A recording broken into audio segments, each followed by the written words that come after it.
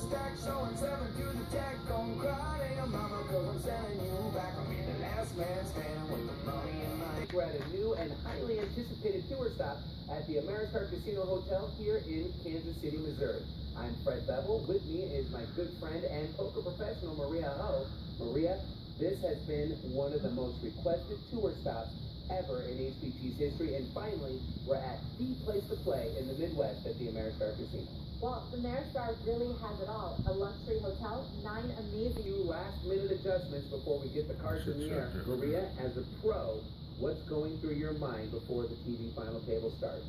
First and foremost, I make sure that I'm keenly aware of the table dynamics at hand. Knowing your chip stack position relative to everyone else's helps you make important ICM considerations down the line. Also, thinking about your seat position relative to the aggressive players versus the passive players is also very important. Above all else, though, staying calm and focused, regardless of the bad beats you may take, will go a very long way. Well, we have a lot of poker left to be played. Only time will tell who our next HPT champion is. Let's take a look at the prize pool yet to be awarded and the starting chip count, and then get right to the action. Looks like people turned out in droves for our first event here at Ameristar Casino Hotel in Kansas City, Missouri. First place prize is over $143,000. Second place is going to take home a whopping $88,000 and change. Third place payout is just under $60,000, and our ninth place finisher today is going to get to go home with $13,401. Nice payday here at our inaugural event in Kansas City's Ameristar Casino. Here is our starting chip count. Our chip leader coming into the final table is Quentin Crossley. He has over $3.4 million. Curtis Edens follows behind him with $2.2 million. We got a few players bunched up, all with healthy stacks. And our short stack today is Ken Rothheisen with the 7 big There's been a few over the years on the HPT. She said he had 7.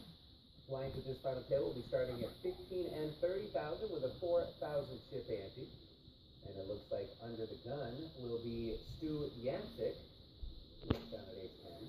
Stu came into the final table with about 33 big blinds, so I feel like ace-10 suited is definitely a good enough hand to raise here under the gun. He pops it up to $65,000, and now we move over to Peter. He is also going to fold over to Quentin Crossley, our chip leader right now. He's got suited connecting cards. Whenever I see low suited connecting cards, I think Daniel is running. Yes, and honestly, it seems like Daniel always smashes the flops when he plays those hands. Action folded around after Quentin's called to Evan Canisius. He's going to lay his hand down, so is Troy. So over to Jason Bryn now in the big blind. He is not going to defend, so heads up going to our first and $30,000 with a $4,000 chip ante. Jason is going to go ahead and raise it up with pocket 10s. Who's going to fold? We're now over to Curtis again. Got the Motown hand, Jack 5. And now Peter with King 8 offsuit is going to lay it down, and our chip leader once again stays active, this time with a suited ace-7. Quentin's going to call from the small blind. And Lynn Carnes in the big blind here has announced a raise. He's going to fire it up to $180,000 with the nuts, King Queen. I'm not really sure how I feel about this re-raise from Lynn here in the big blind with King Queen. Honestly, that's just the hand that I would be calling Jason's raise with. But I don't know, depending on what Lynn's image is, maybe this might prompt something from Jason like a fold, I guess. Wow. Thanks for joining us here on the HPT. We're at the Ameristar Casino and Hotel in Kansas City, Missouri, and so far, these players have been giving us quite the show. Quentin Crossley's stack has been a bit swingy at this final table, but he still remains as our chip leader.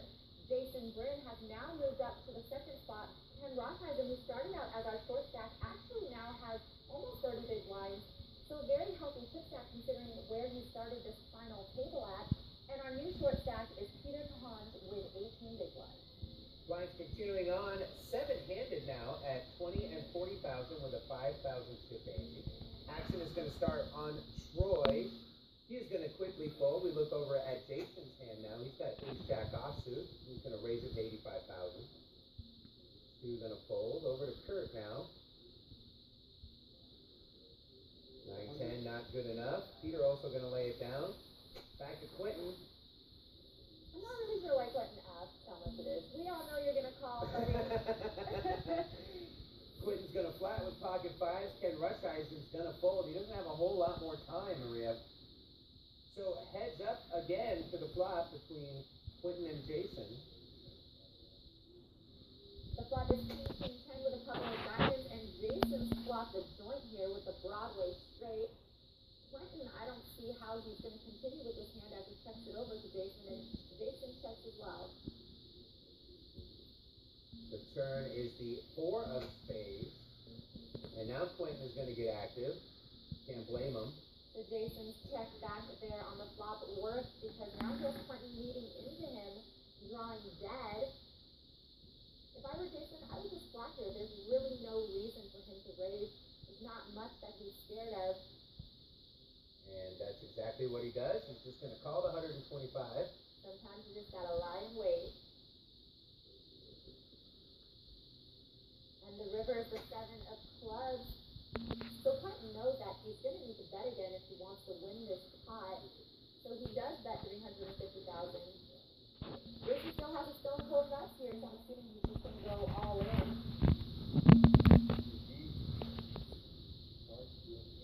He's just going to talk to him for a little bit, just in case Quentin has something he could call his shove with. I don't see why he would just call.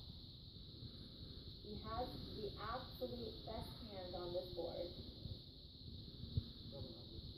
And he is going to min raise right now. And Quentin's got to be able to see that Jason is super strong. Having quiet conversation, trying to speculate his holding, and then min raises it. They look really entertained by this. So Jason is going to show the table that he did have the Broadway straight as he lays his hand down and stacks a healthy pot, just over $1.5 million. Turn is the 8 of hearts. So Jason does not connect his gut shot yet. Kurt is still way ahead with his pair of aces. I think it's fair to note that the reason why Stu even paused on the flop in the big is because he was thinking maybe can I take this pot away from these players, just because of how strangely this hand has been played. Well, now Curtis is going to bet $145,000, and Jason doesn't appear to be going anywhere. He is going to make the call with just a gut shot straight draw. Maria, is he setting up a play on the river maybe? That's what I would like to think, because otherwise I don't really see any reason why he would call on the turn there. River is the jack of spades, giving Curtis top 2 pair.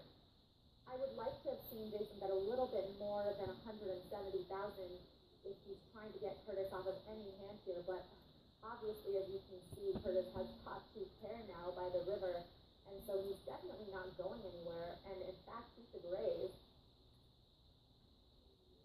And that is what he's going to do. He goes all in.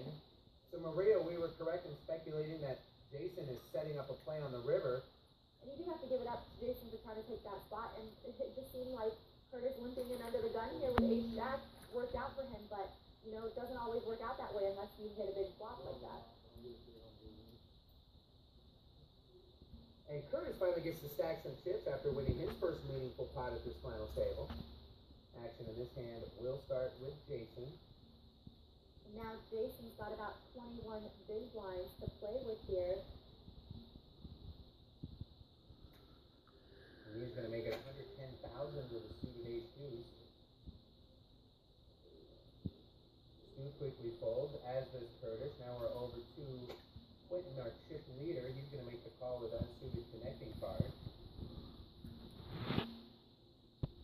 And now over to Troy, who is going to go ahead and call with a suited king 7.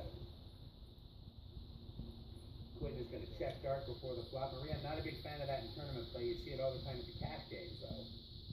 And the flop is 4 deuce 4 rainbow. So Jason has paired his deuce for 4s and deuces with an ace kicker on this flop, so he's ahead. Quentin has a gut shot straight draw. And it's Jason that's going to bet here, makes it $200,000.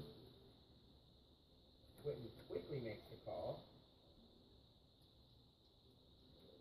Troy is going to release his hand. And once again, we'll see these two players battle it out for the 3rd time history coming into this hand. The turn is the Queen of Hearts, no help for either player, and they check. So onto the river we go, which is the 10 of clubs. So Jason's got the best hand with deuces and fours. But it looks like he's going to have to put up with some heat if he wants to win this pot, because Quentin is now going to bet $275,000. But you know, the bet size is fairly small for this hand, and Jason's going to make the hero call here. Because like I said, when you're fishing with someone, you have the tendency to want to look them up. And Quentin has shown that he's willing to bluff in these spots, so Jason is going to make that light call here. It's that time where we get to talk to one of my favorite poker players, the legend himself. Table. Let's get back to the poker room and pick up the action. Quentin Crossley looking to go wire to wire here at this final table.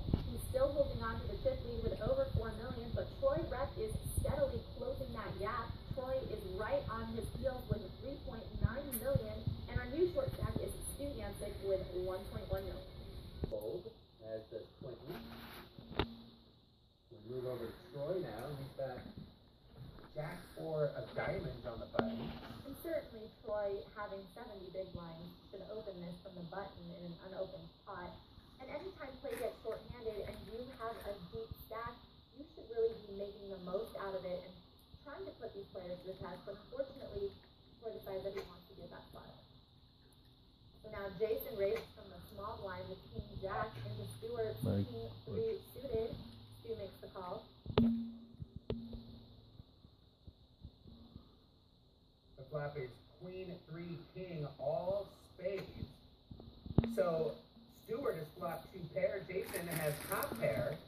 Neither of them have a spade in their hands, though. Jason's going to bet pretty much pot size. And, you know, he's only got $1.4 million. So I feel like if Stu raises here, they're probably going to get it all in. Jason's going to bet, makes it 2 1/4. That's basically a pot size bet right there. And I think that's just because Jason's scared of the spade. Stu is staging chips. He is going to raise, and Jason does go all in. Stu snap calls. And just like that, Maria, everything's in the middle. Jason tables his King Jack. Stu shows his 2 pair. Stu's hand is still vulnerable, though, as Jason can still make a bigger 2 pair or get counterfeited if a queen comes. Queen or Jack? Stu is not at risk here for his tournament life, but still doesn't stop him from looking like he is. Big turn and river card coming. The turn is a 7 of hearts, so Stu's 2 pair is still in the lead. Stu's looking to knock out Jason in 5th place and get this final table to 4-handed.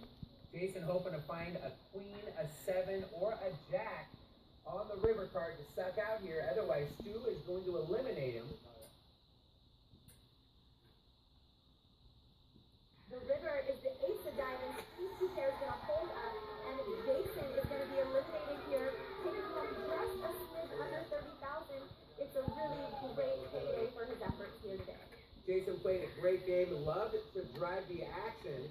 Unfortunately, didn't work out for him as he goes home in 5th place. And for Stu, started this final